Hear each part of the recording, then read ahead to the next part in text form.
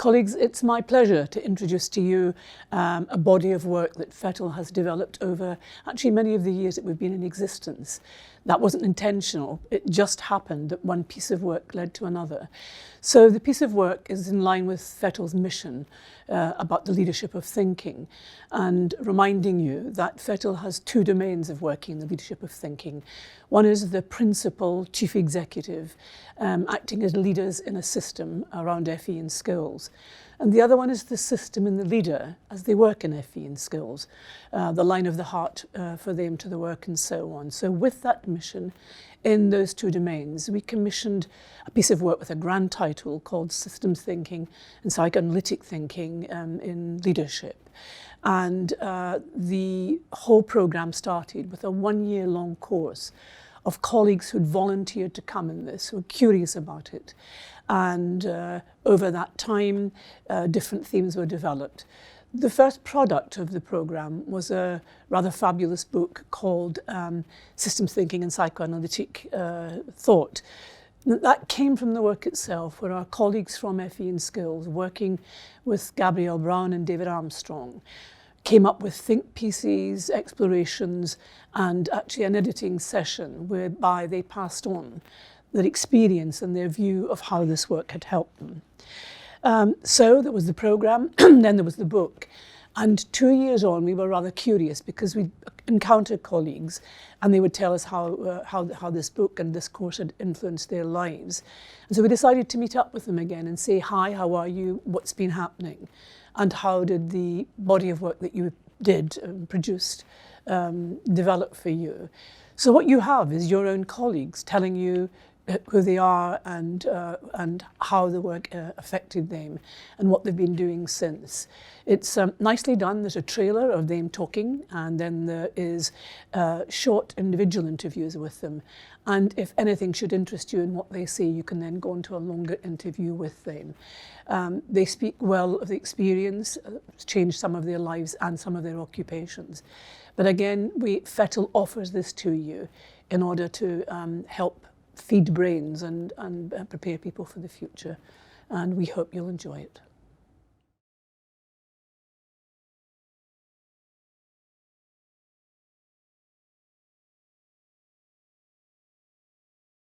I started to think about things that had a bigger systems impact than just going around that kind of cycle that I've previously described.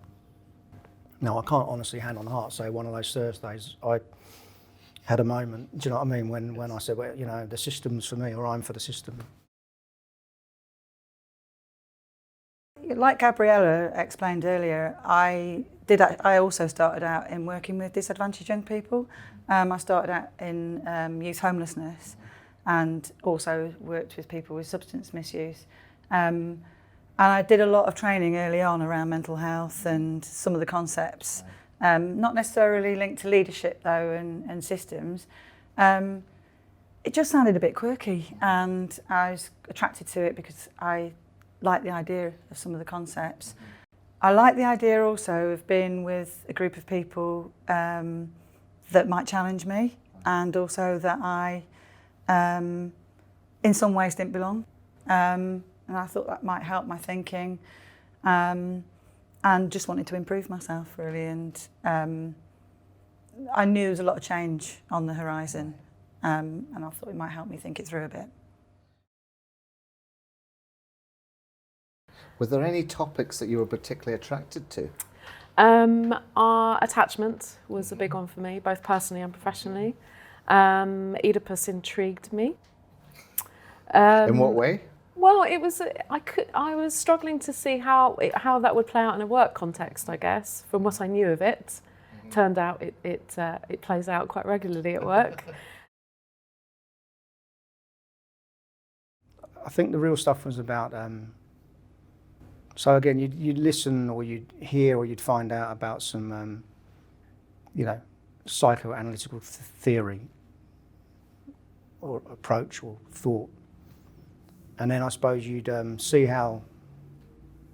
that playing out in the room, in discussions and in not meetings, but in our interactions in the room.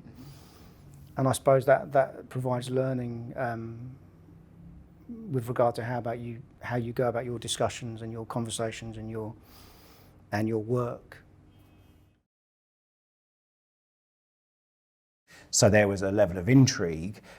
There was also a certain recognition that everything that I had done from a leadership development point of view to date was centred around skills-based frameworks for leadership.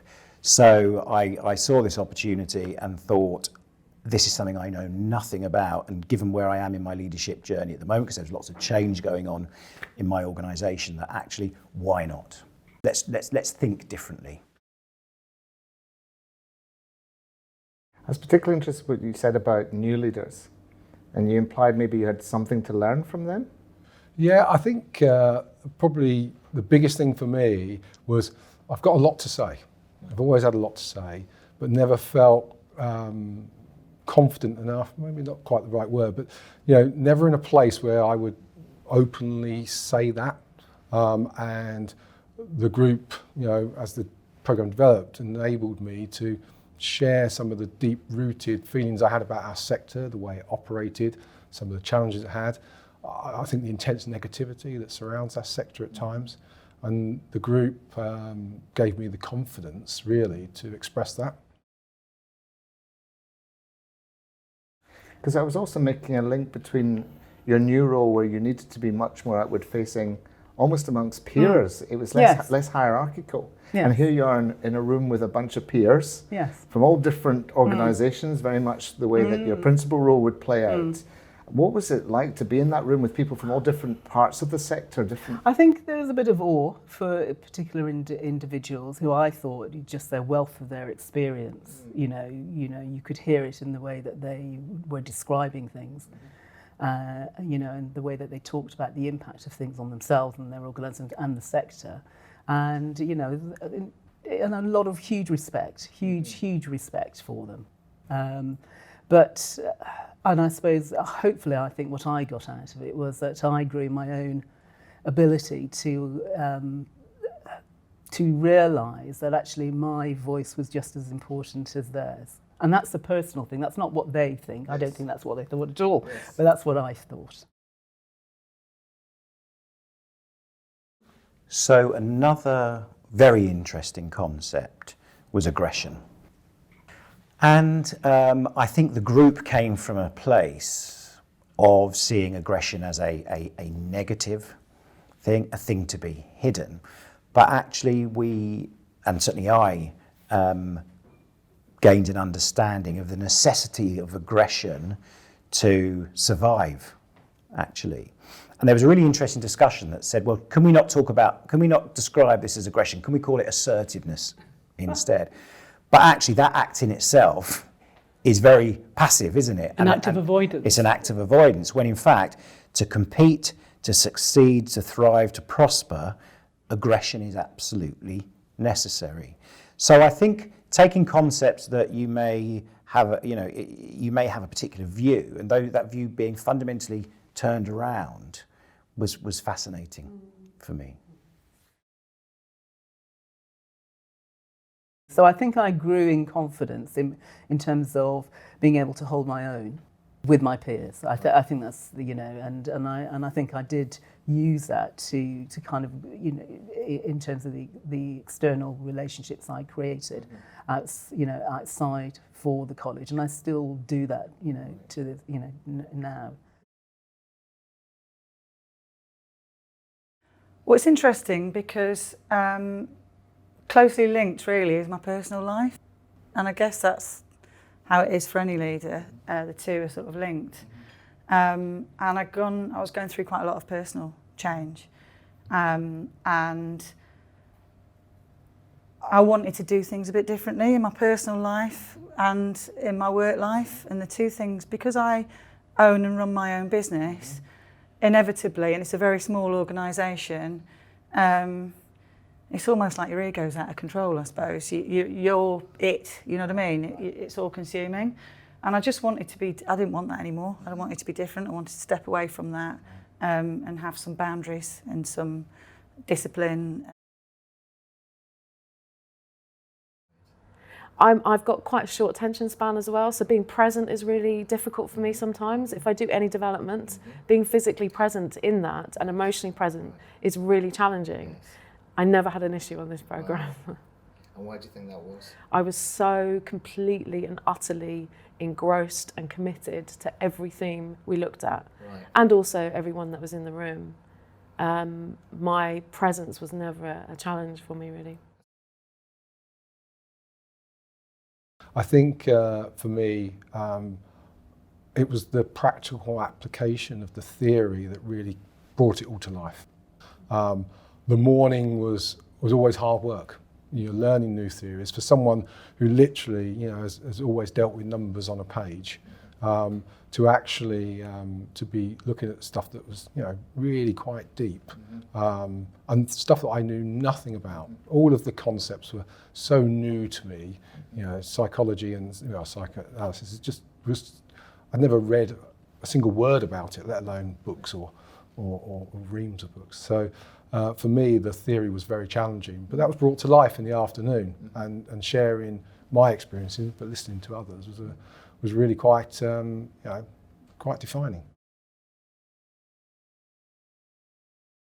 Loss was quite a big one for me, in the sense that, what change feels like, and constantly changing, reorganising, and in that you lose people and you lose systems and you have to reinvent things. So they were big themes for me.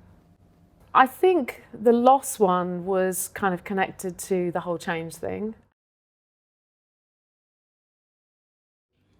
I'm trying to promote myself, aren't I, as a reflective leader, sort of saying that this was part of a journey. It wasn't the first or last time that I've engaged in something to make me more reflective. So I'm going to stick with that and say, look, it's part of a continual commitment to supporting me in my leadership, all right? But I'll go back to the point I said already. What I have done, and I've noticed it, and it coincides with that time, is I've stepped in and done more stuff that has impacted on the system.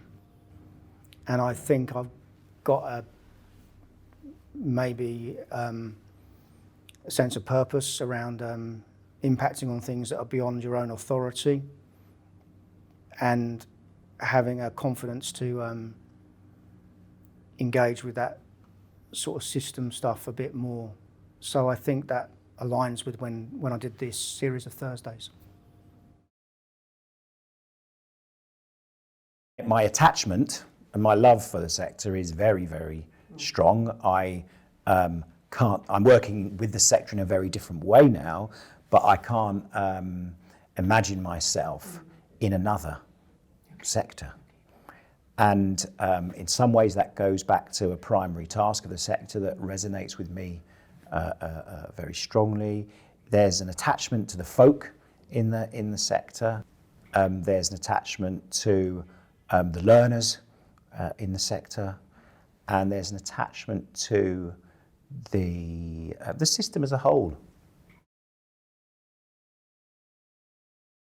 It had a massive impact. The first session was probably where the penny dropped for me. And I think I realised that it wasn't quite what I expected. Right. In what way? I maybe have some preconceived ideas. Oh yeah, I know a lot about this. I'll find this quite easy. Actually, no, the opposite. I didn't really know. I felt consciously incompetent, if you like. But it was almost quite frightening because it was a catalyst for me. I came away from there thinking things are going to be quite different.